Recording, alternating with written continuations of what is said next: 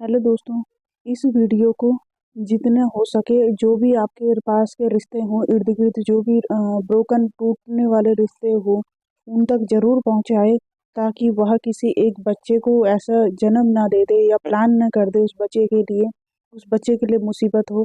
और जो लड़की इन सब यातनाओं को झेल रही हो, ताकि वह भी गाइड हो सके। तो आपका बहुत बहुत शुक्रगुजार रहूँगी। इसमें हम बात करेंगे कि जब पति हाथ उठाता है तो क्या करना चाहिए। अक्सर उसको अनेक अनेक हिदायतें दी जाती हैं, लेकिन हम आज हिदायतों के बारे में बात नहीं करेंगे, क्योंकि ये एक स्टीरियोटाइप है, जेंडर स्टीरियोटाइप है, रूढ़िवादिता है, जो सिर्फ एक औरतों को ही एडजस्ट करने के लिए बोला जाता है, ना कि मर्दों को। और बहुत जगह ये देखा जाता है कि हमेशा औरत को ही समझदार माना जाता है, आदमियों को बोलते हैं अरे चुप कोई बात नहीं। तो इसमें हम आज बात करेंगे कि जब तक पति की गलतियों पर पर्दा डालोगे, उतना ही वह उस पर्दे के पीछे आपको प्रताड़ित करता रहेगा। आप देखेंगे कि कैसे। जब भी आपके कभी कोई इश्यूज़ हो दोनों पार्टनर्स के बीच में, तो एक फ़ीमेल को अपना सेल्फ रिस्पेक्ट हमेशा ऊपर रखना चाहिए। हम दूसरा जो वीडियो बनाएंगे उसमें हम आदमियों की भी बात करेंगे, लेकिन अभी हम औरतों की बात कर रहे हैं कि जब औरतों पे अत्याचार होता है, जब वो पीड़ित होती है, तो उनको क्या करना चाहिए। अपनी सेल्फ रिस्पेक्ट हमेशा ऊपर रखें। जब गलती ना हो तो झुकना नहीं। अक्सर क्या होता है कि रिश्ते बचाने के लिए या परिवार बचाने के लिए फीमेल्स क्या कर देती है, कॉम्प्रोमाइज़ कर देती है। वो कॉम्प्रोमाइज़ में क्या होता है, आदमियों को फिर सह मिल जाती है, मर्दों को सह मिल जाती है कि चलो कोई नहीं। कोई भी चीज़ की शुरुआत छोटे से लेके होती है और वो बड़ा बाद में होता है। एकदम कोई चीज़ बड़ी नहीं हो जाती, पहले उसका छोटा स्वरूप होता है, उसके बाद वो बड़ी होती है। तो अगर आप आज उनकी गलतियों को माफ़ करोगे, आपको पति की गलतियों को माफ़ नहीं करना चाहिए जब कभी हाथ उठाने जैसी घटना हो जाए। जब तक हम मुंह से बोल रहे हैं तब तक तो कोई बात नहीं है, चलो कुछ तुमने बोला कुछ हमने बोला। पहले तो अपशब्द किसी को बोलने नहीं चाहिए, लेकिन कभी गुस्से नशे में चल जाता है तो अपशब्द ठीक है, थोड़ा बहुत हो जाता है, हर रिश्ते में होता है, इसमें पति पत्नी का ही क्या है। लेकिन जब हाथ उठाने जैसी घटना हो जाए, आज वो तुम पे हाथ उठा रहा है, कल वो फिर कुछ और कर उससे बड़ा करेगा, फिर उससे और बड़ा होता जाएगा और बड़ा होता जाएगा, और एक दिन फिर इतना बड़ा होगा कि कंट्रोल में नहीं होगा। आज दूसरा है, आज आपका चुप रहना या किसी बड़ी घटना को न्योता देना है। अगर हम आज जिस चीज़ को माफ़ कर देते ना, तो उस प्रताड़ित होने वाले बिहेव को लेके, व्यवहार को लेके, वो आज एक छोटा सा पौधा है ना, उसको अगर आप उसको खाद पानी मिलता रहेगा। उसको खाद पानी कहाँ से मिलेगा, आपके चुप रहने से। जो आपके पति के दिमाग में जो नेगेटिविटी नाम का पौधा है, जो आपको वो हाथ उठा रहा है, अगर आप उसको आज जवाब नहीं देंगे तो आप किसी बड़ी घटना को इनवाइट कर रहे हैं। मारपीट अपशब्द ना तो खुद बोला करें और ना ही करने दें। होता क्या है कि जब हम भी अपने पार्टनर्स के साथ अपशब्द यूज़ करते हैं, तो सामने वाले को एक लाइसेंस मिल जाता है। तो आप अगर शुरू से ही अपशब्द नहीं बोलेंगे, तो फिर सामने वाले को लगेगा नहीं यार, इसका बिहेव ही ऐसा है, हमें ये सब बातें नहीं करनी चाहिए। तो फिर वो भी आपकी रिस्पेक्ट करेगा। आप जितना रिस्पेक्ट दोगे, उतना आपको सामने से रिस्पेक्ट मिलेगा। अपने पति पर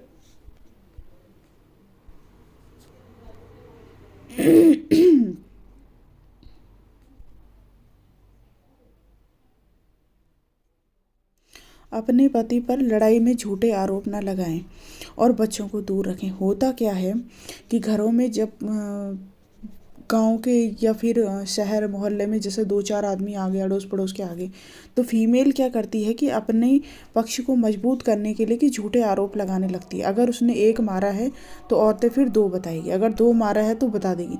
और ना ज़्यादा बताना है और ना ज़्यादा छुपाना है, जो है एक्चुअल आप उसको सामने रखो। बच्चों को दूर रखें। आपका जो भी झगड़ा हो रहा है, जो भी इशू हो रहा है, इसमें बच्चों की कोई गलती नहीं है। और अगर आप बच्चे को ऐसी मानसिकता के साथ बड़े करते हैं, आप बच्चों को अपना फेवर में लेके या फिर उनसे झूठा झूठा बुलवाते हैं, तो आगे बच्चे उसी पर्सनैलिटी के बनेंगे। बच्चों का विकास उसी तरीके से होगा कि नहीं यार, ये भी मान्य है, ये व्यवहार अगर हम करेंगे। तो आप अगर बच्चों को गलत में शामिल करते हो, तो आप भी अपने बच्चों को भविष्य में गलत ही बनाएंगे और बच्चे गलत ही सीखेंगे। दूसरा है किसी दूसरे के बहकावे में ना आए, कान के कच्चे ना बने। ये मैंने अपनी प्रीवियस वीडियो में भी कहा है और इसमें भी कह रही हूँ। रिलेशन में सबसे बड़ा होता है विश्वास। अगर आपको विश्वास है तो विश्वास पे पूरी दुनिया कायम है। तो बहकावे में अगर आपको पीठ पीछे बोल रहा है कि नहीं यार, आपके ससुराल वालों ने आपको ऐसा बोला है, या आपके पति ने आपको ऐसा बोला है, या आपकी पत्नी ने आपको ऐसा बोला है, तो किसी के बहकावे में नहीं आना। बोलना हाँ हो गया, कोई बात नहीं, कोई बात नहीं। कान के कच्चे ना बने, उनकी बातों को यकीन में ना ले।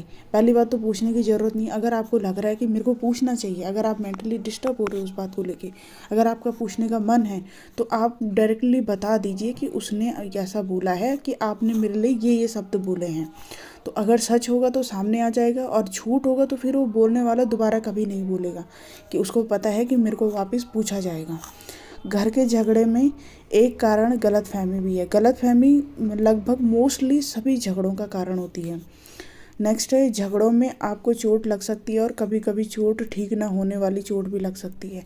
जब आप किसी भी झगड़े को आप बर्दाश्त करते रहोगे, एक तरफ से मारपीट हो रही है, दूसरे दिन भी, तीसरे दिन भी, एक दिन हो सकता है कि आपको कुछ ऐसी चोटें लग जाए। छोटी चोटें तो मोस्टली रोज ही लगेंगी, लेकिन कुछ ऐसी चोटें ना लग जाएगी कि जो कभी ठीक ना होने वाली। शारीरिक चोटें तो हमेशा ठीक हो जाती, जो फिजिकल, जो हमारे शारीरिक बाह्य चोटें जो होती है वो ठीक लग जाते हैं। लेकिन अगर आपके मानसिक चोट लग गई, आपको मन में कोई चोट लगी, तो फिर आपको बहुत मुश्किल होगा उस चीज़ से बाहर निकलना।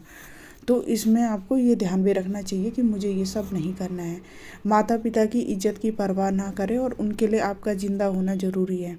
अगर आप अपने पार्टनर की रोज़ मार सहन कर रहे हो, आज आपने मना नहीं किया कि आप मुझे मारो मत, आज ये चीज़ रोकी नहीं गई, तो फिर एक ना एक दिन आपका कुछ हो सकता है कि गलती से, और हो सकता है कि जानबूझ से आप पर ऐसा वार न किया जाए, आप पे ऐसा प्रहार न किया जाए कि आपकी जान चली जाए। और अक्सर लड़कियां सोचती हैं कि मेरे माता पिता की मैं इकलौती हूँ, एक ये शब्द भी होता है। दूसरा होता है कि मेरे माँ बाप की इज्जत ख़राब हो जाएगी अगर मैं अपने मायके में रह के जाने लगूँ, या फिर वहाँ बसने लगूँ, वहाँ रहने लगूँ, तो समाज वाले मेरे माता पिता के लिए कुछ नहीं, कोई फ़र्क नहीं पड़ता। आपके माता पिता के लिए आपका ज़िंदा होना ज़रूरी है। जितना वो आपकी फ़ोटो देख के रोएंगे, उतना बेहतर है कि आप उन्हें जीते जी बता दो कि मुझे ये सब प्रॉब्लम हो रही है, और उन प्रॉब्लम से आपके पेरेंट्स ही आपको निकाल सकते हैं। नेक्स्ट दूसरा है, शादी के बाद यदि बार बार अनबन हो रही हो तो रिश्ता बढ़ाने से पहले एक बार विचार करें। अगर आपकी शादी हुई है, आपकी हो या आपके आसपास जो भी आपके इर्द गिर्द हो, तो आप उनको गाइड कर सकते हो। गाइड करना बहुत ज़रूरी है। तो आपके अगर शादी हुई है और शादी के तुरंत बाद अनबन होने लगी है, तो उसमें होता क्या है, अनबन होने लगी तो कई सारे पेरेंट्स जब घर के बड़े होते हैं, वो क्या करते हैं, वो बोलते हैं कि एक बार बच्चा आ जाएगा तो फिर ठीक हो जाएगा। आपको टाइम लेना चाहिए। हो सकता है कि आपने गलत फैसला तो नहीं कर दिया, चाहे आपकी लव मैरिज हो या अरेंज मैरिज हो। अक्सर लव मैरिज में कपल्स को क्या होता है कि हम अब क्या बोलेंगे, कि तुमने तो लव मैरिज की है, अब क्यों झगड़ा कर रहे हो। कोई बात नहीं, नहीं बन रही है तो वो कोई बहुत बड़ा इशू नहीं है।